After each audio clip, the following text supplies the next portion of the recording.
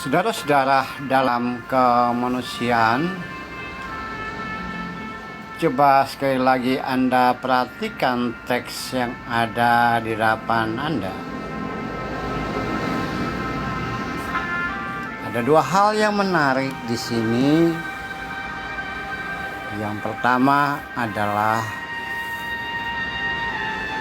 bagaimana bersikap terhadap orang-orang yang kekurangan. Dan jika sikap itu berdampak pada hal yang berikutnya. Kira-kira seperti itu yang diungkapkan oleh Salomo atau Raja Sulaiman pada masa lalu, yang telah diwariskan kepada saudara-saudara dan saya. Coba kita perhatikan.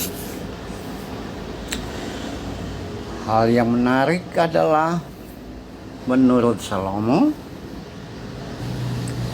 siapapun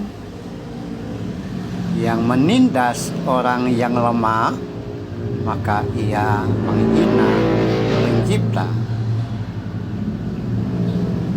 Tapi jika menolong mereka, menolong orang yang miskin, orang yang kekurangan, maka itu adalah salah satu cara untuk memuliakan Tuhan.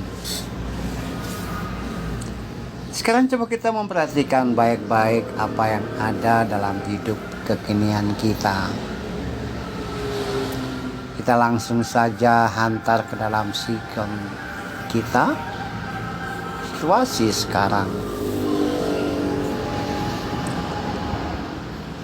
Jika pada masa lalu Salomo inginkan bahwa ada sisi kesetiakawanan sosial, ada upaya atau ada suatu gaya hidup menolong dan membantu orang lain, orang yang kekurangan, dan mereka yang kuat atau mereka diwajibkan untuk tidak menindas orang-orang yang lemah tersebut. Tentu saja hal yang pertama ini pun bisa saudara dan saya lakukan dalam kekinian kita. Di sekitar kita, di sekitar saudara dan saya, ada banyak orang yang lemah, tidak berdaya, kurang beruntung karena situasi tertentu.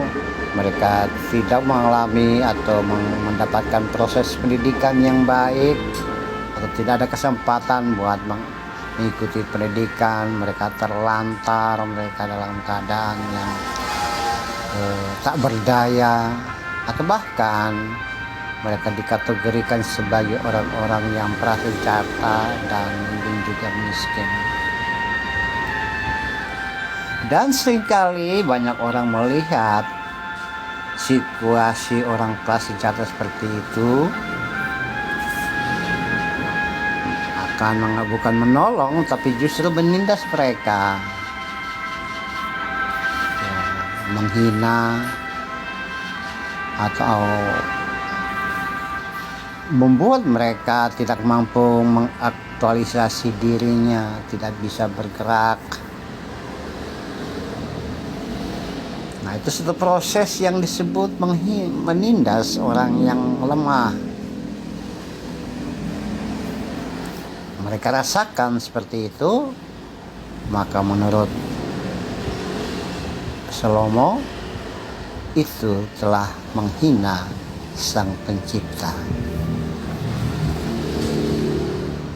Sebaliknya, jika ada rasa belas kasihan, ada uluran tangan, ada menolong, ada membantu sesama yang seperti itu, maka kita sudah memuliakan Tuhan.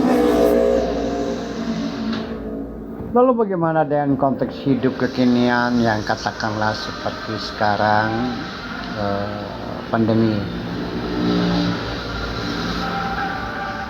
Ada banyak anak-anak yang menangis setiap pagi di banyak rumah karena tidak punya susu. tidak ada sarapan pagi, uang yang terbatas. Coba melangkah, mungkin kita bisa melihat di warung-warung kecil, orang hanya makan dengan nasi dan satu tempe dan satu tahu. Dan masih banyak orang yang tidak mampu berbuat banyak. Bahkan mereka yang menjadi korban COVID-19 non-kesehatan. Mereka tidak mengalami sakit atau terpapar, tapi situasi yang membuat mereka menurun kualitas hidup dan kehidupan karena ketiadaan uang.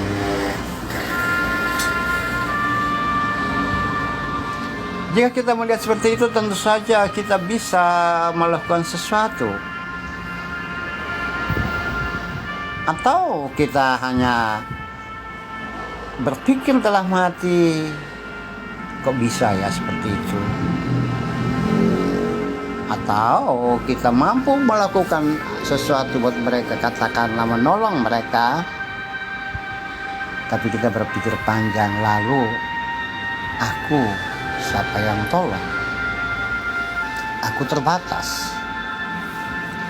Saya pernah berkata kepada banyak teman yang bertanya kepada saya mengapa harus melakukan bakti sosial, mengulurkan tangan pada orang lain. Apa Anda berkelebihan? Saya bilang tidak. Justru kita lakukan ini, saya lakukan ini karena saya pernah merasakan apa itu kekurangan. Saudaraku, dalam kemanusiaan kita menolong dan membantu orang yang prasejahtera, orang yang tertindas, orang yang lemah, orang yang kekurangan. Bukan nunggu kita berkelebihan atau kita menolong karena kita mempunyai kelebihan, tapi karena kita tahu, kita pernah tahu apa itu ketiadaan, apa itu kekurangan. Kita pernah rasakan seperti itu. Kita merasakan air mata jatuh karena kita tidak bisa mengadakan sesuatu, membeli sesuatu. Kita bayangkan bahwa mereka yang membutuhkan tidak seperti itu. Saudara-saudaraku, dalam kemanusiaan ada banyak hal yang bisa kita lakukan untuk mereka yang prasejahtera, mereka yang tertindas, mereka yang lemah. Amsal mengatakan bahwa jika menaruh belas kasihan kepada mereka yang lemah itu, maka memuliakan Dia, memuliakan Tuhan. Jadi memuliakan Tuhan bukan saja dengan puji-pujian, kita berseru haleluya, alhamdulillah, salam, takbir, bukan.